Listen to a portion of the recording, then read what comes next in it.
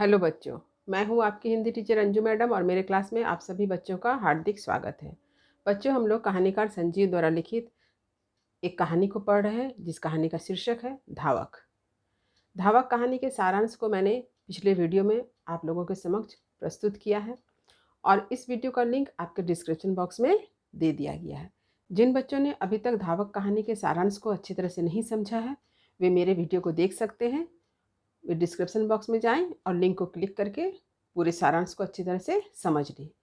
आज मैं धावक कहानी के उद्देश्य को लेकर आपके समक्ष उपस्थित हूँ। हमेशा की तरह मैं सारी बातों को आप लोगों के सामने लिखकर प्रस्तुत कर रही हूँ। खूब ध्यान से सुनिए और वीडियो को देखने के बाद सारी बातों को अच्छी तरह से समझकर अपनी कॉपी में अवश्य लिख लें।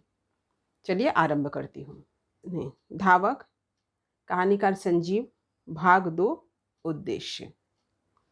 धावक कहानी एक ऐसी कहानी है जिसका शीर्षक ही कहानी के उद्देश्य को ध्वनित करता है। देखिए, धावक कहानी, ये जो शीर्षक है में जो शब्द है धावक, ये धावक शब्द ही तो कहानी के उद्देश्य को प्रकट कर रहा है, ध्वनित कर रहा है। धावक का क्या अर्थ होता है? दौड़ने वाला। तो ये दौड़ क्या है? ये दौड़ है जिंदगी की दौड़, जीवन का एक रेस। कहा जाता है कि जीवन क्या है? एक दौड़ के समान है, एक रेस के समान है। हम सभी अपनी जिंदगी में अपने लक्ष्य को पाने के लिए दौड़ रहे हैं, यानी हम सभी धावक हैं। संसार में जितने लोग हैं सभी धावक हैं और सभी अपनी जिंदगी की दौड़ में आगे बढ़ना चाहते हैं।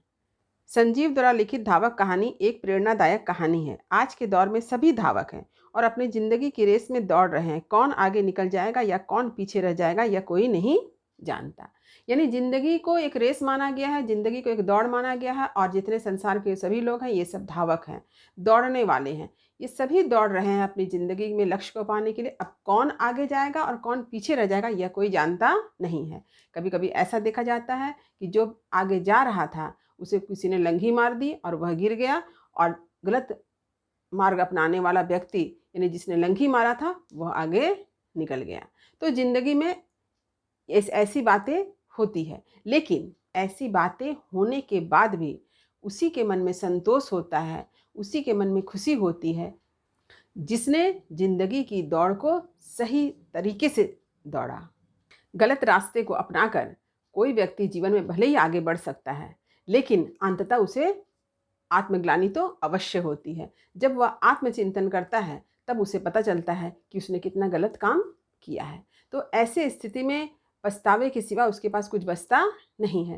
लेकिन जो व्यक्ति जीवन में सही रास्ते पर आगे बढ़ता है, सही रास्ते को अपनाकर उद्देश्य को पाता है, वह व्यक्ति खुश होता है, उस व्यक्ति के हृदय में संतोष होता है। कोई अशोक दा की तरह गलत ट्रैक पकड़कर जीवन में सफलता की बुलंदियों को छूते हैं और समाज में आदरणीय बने रहते हैं। जैसा भी मैंने बतलाया कि कुछ लोग हमारे समाज में ऐसे होते हैं जो जीवन की दौड़ में गलत रास्ते को अपनाते हैं, गलत ट्रैक पकड़कर आगे बढ़ते हैं। जैसा कि धावक कहानी में हमने देखा है अशोक दा को, कि जिन्होंने गलत ट्रैक हथिया करके जीवन में बुलंदी को पाया है, जीवन में बुलंदियों को छुआ है। तो ऐसे लोग हमारे समाज में हैं। हमारे समाज में ऐसे लोग नहीं हैं ये कहना गलत होगा। हमारे समाज में दोनों तरह के ही लोग हैं। जो गलत रास्ते को अपनाते ऐसे भी लोग हैं और जो सही रास्ते पर चलते ऐसे भी लोग हैं। लेकिन परिणति किसकी क्या होती है ये तय करता है जिंदगी कैसी थी। तो अशोक दा की तरह हमारे समाज में बहुत से लोग हैं जो गलत रास्ते को अपनाकर जीवन में बुलंदी को प्राप्त करते हैं और समाज में सम्मानित भी बने रहते हैं। ऐसा नहीं कि उनको सम्मान नहीं मिलता है, ऐसे लोग ही सम्मान के पात्र होते हैं, क्योंकि लोग उसके कर्म को नहीं देखते, उसकी सफलता को देखते हैं। दूसरी तरफ भंबलदा जैसे लोग भी हैं जो कभी किसी को लंगी नहीं मारते, कभी गलत ट्रैक नहीं पकड़ते। ऐसे लोग दूसरों के द्वारा छोड़े गए जिम्मेदारियों का बोझ लेकर निरंतर अपनी दौड़ दौड़ते हैं। कहानीकार ने यह भी बतलाया है कि जैसे अशोक दा की तरह कुछ लोग समाज में हैं जो समाज में गलत ट्रैक हथिया कर जीवन में सफलता पाते हैं, ठीक इसी तरह से कुछ लोग ऐसे भी हैं जो भंबल दा के जैसे हैं, जो कभी भी गलत ट्रैक हथियाते नहीं हैं, कभी किसी को लंगी मारते नहीं हैं, बल्कि दूसरों के द्वारा छोड़े गए जिम्मेदारियों का बोझ अपने कंधे पर लेकर दौड़ते हैं और इन्हें आत्मसंतोष होता है कि इन्होंने जिम्मेदारी से कभी मुंह नहीं मोड़ा। कहानीकार संजीव ने इस कहानी में यह बतलाया है कि हमारा समाज ऐसे लोगों को आदर की दृष्टि से देखता है जो सफलता को प्राप्त करते हैं, परंतु सफलता प्राप्त करने का माध्यम क्या था इस पर जरा भी ध्यान नहीं देते हैं। तो कहानीकार ने क्या बतलाना चाहा है? कहानीकार का इस कहानी में यह उद्देश्य है कि हम सभी को इस बात की तरफ सोचना चाहिए कि लोग जीवन में आगे बढ़ने के लिए क्या माध्यम अपनाते हैं, उसी के आधार पर किसी को सम्मान देना चाहिए। लेकिन हमारा समाज क्या करता है? हमारा समाज किसी के पास पैसा है, किसी के पास पद है, तो उसे सम्मान देता है, लेकिन वह देखता नहीं है कि उस व्यक्ति ने सम्मान को पाने के लिए, पैसा को पाने के लिए कौन सा रास्ता अपनाया था। वो चोरी डकैती कुछ भी करके, दूसरे को धोखा देकर, दूसरे की हत्या करके भी धन कमा लेता है, सफलता कमा लेता है, लेकिन हम लोग इन सारी बातों को ध्यान नहीं देते हैं। तो कहानीकार का उद्देश्य यहाँ पर यही है कि हम लोगों को इस बात का ध्यान रखना चाहिए कि हम किसे सम्मान दे रहे हैं, हम किसकी सफलता की प्रशंसा कर रहे हैं। जिसने गलत रास्ते को अपनाकर सफलता प्राप्त की, जिसने गलत रास्ते को अपनाकर पैसा प्राप्त किया, हमें ऐसा नहीं करना चाहिए। हमें इस बात का ख्याल रखना चाहिए कि जो अच्छे कर्म के द्वारा जीवन में आगे बढ़ते हैं, हम उन्हें सम्मान दें। लेकिन हमारे समाज के लोग ऐसा नहीं सोचते हैं।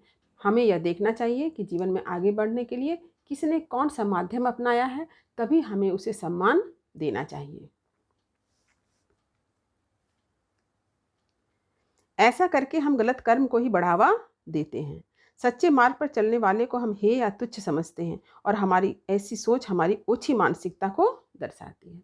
तो कहानीकार ने जिस उद्देश्य की स्थापना की है कि हम लोगों के जीवन में आगे बढ़ने के जो माध्यम हैं उन पर ध्यान दें कि उसने सही रास्ते को अपनाया कि गलत रास्ते को अपनाया, लेकिन हम ऐसा नहीं करते हैं। तो ऐसा नहीं करना ही हमारी ओछी मानसिकता को दर्शाता है, क्योंकि सच्चे मार्ग पर चलने वाला व्यक्ति यदि धनवान नहीं है तो हम उसे तुच्छ समझते हैं, हम उसे हेय समझते हैं, और गलत रास्ते पर चलने वाला व्यक्ति धनवान है तो हम उसे सम्मान देते हैं। तो ऐसा करने से एक गलत संदेश का प्रचार होता है। हमारे देश के नवयुवक तब क्या करेंगे? गलत रास्ता को अपनाएंगे, क्योंकि वो ये सोचेंगे कि सच्चे रास्ते पर चलेंगे तो कोई हमें सम्मान नहीं देगा। अगर हम अपनी जिम्मेदारियों को निभाएंगे तो हमें कोई सम्मान नहीं देगा।